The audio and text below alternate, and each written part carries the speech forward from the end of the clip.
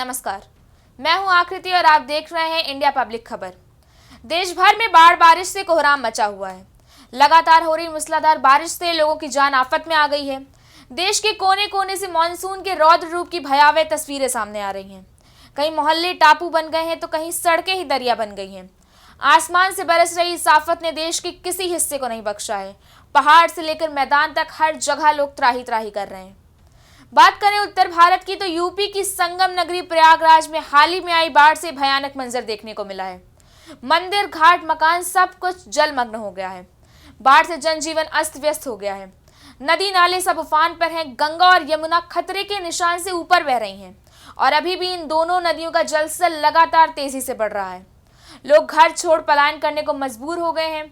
बाढ़ राहत शिविरों में लोगों की संख्या दिन पर दिन बढ़ती जा रही है। लोगों के घरों में कई फीट तक पानी भर गया है। दर्जन भर से अधिक गांवों का आवागमन पूरी तरह से प्रभावित हो गया है। मुख्य मार्गों से संपर्क टूट गया है। गंगा और यमुना के किनारों पर स्थित 2 दर्जन से अधिक मोहल्लों के हजारों घर जलमग्न हो गए हैं। अब बाढ़ का पानी शहर के पौष इलाके अशोकनगर, राजापुर की तरफ बढ़ रहा है। पानी कम होने का नाम नहीं ले रहा है और वहीं आज सुबह से हो रही मूसलाधार बारिश ने लोगों की मुश्किलें और बढ़ा दी हैं। जिला प्रशासन ने निगरानी भी बढ़ा दी है और राहत बचाव की टीमें भी अलर्ट पर हैं। उधर वाराणसी में भी मूसलाधार बारिश ने बाढ़ के हालात पैदा कर दिए हैं। काशी के जिन गलियों में कभी भक्तों का तांता लगा रहता था, आज वहां सिर्फ और सिर्फ सैलाब है।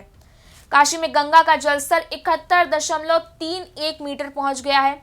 80 घाट पर पानी सड़क तक आ गया है। वहीं काशी विश्वनाथ के गंगा द्वार से गंगा मात्र 14 सीढ़ी नीचे है और दशाश्वमेध घाट की तो सिर्फ 3 सीढ़ियां ही बची हैं।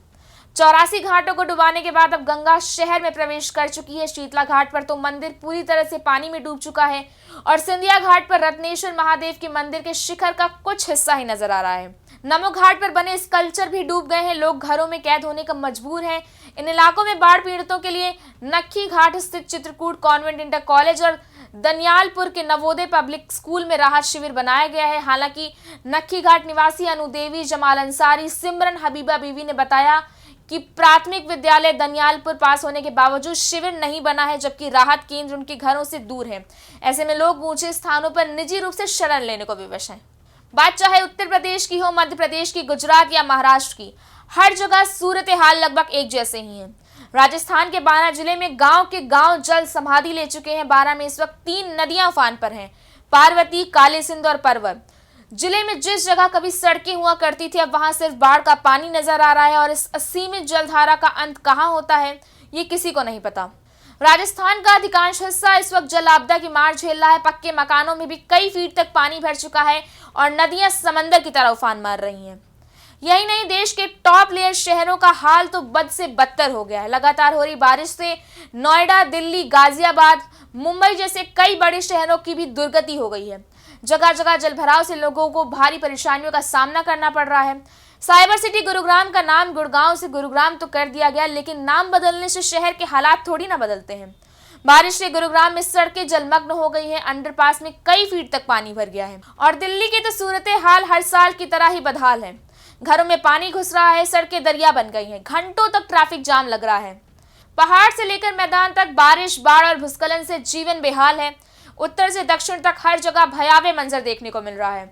जिन इलाकों में जिंदगियां दौड़ती भागती थी, आज वहां लोग जिंदगी की तलाश में घर बार सब छोड़ने को मजबूर हैं। पहाड़ों से रेतीले राजस्थान तक और असम से दक्षिण तक मानसून से जिंदगी तबाह हो गई है।